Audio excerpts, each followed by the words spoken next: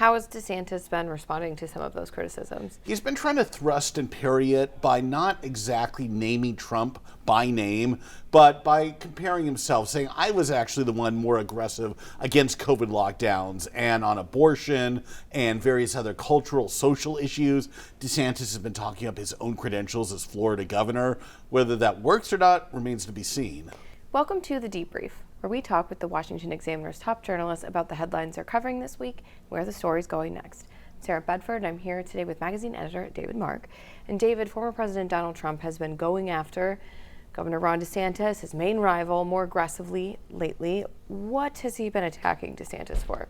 It's a range of issues, sometimes policy issues, COVID closures, saying DeSantis was not aggressive enough, even though most people think it's the other way around. Right. On a bunch of other issues, really going after him personally too, calling him Ron DeSanctimonious. That's been out there for a few months now, but Trump seems to think there's some traction to that. And it's interesting, he clearly sees the Florida governor as his main rival, or he wouldn't be spending so much time on him.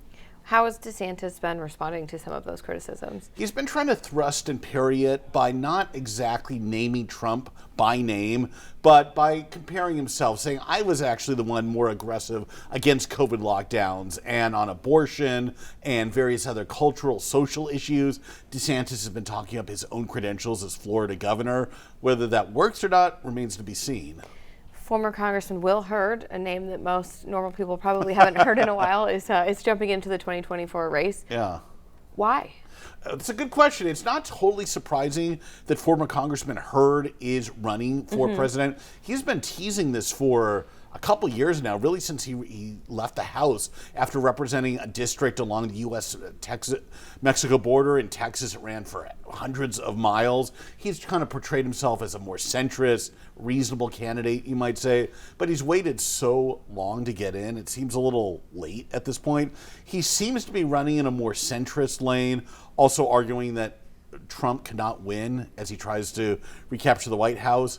But he's got so much competition on that front now, from most notably former New Jersey Governor Chris Christie and Asa Hutchinson, the former Arkansas governor, and some others in their own ways. So it seems like a real long shot. And finally, this is a question I'll probably be asking you periodically a bunch of times between now and the election. But are there any of the lower tier candidates that are surprising you so far, that are displaying, better than expected campaign skills, for example? I think the one that stands out most is South Carolina Senator Tim Scott.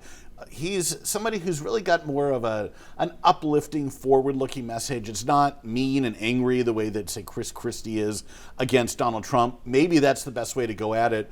But Tim Scott's more aspirational, forward-looking, seems just more like a likable guy. He's got a sterling conservative voting record, and his policy positions line up with the Trump crowd supporters.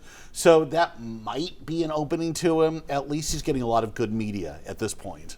Well, David, thank you so much for being here today. Thank you. You can get more writing from David and the rest of the political team at washingtonexaminer.com.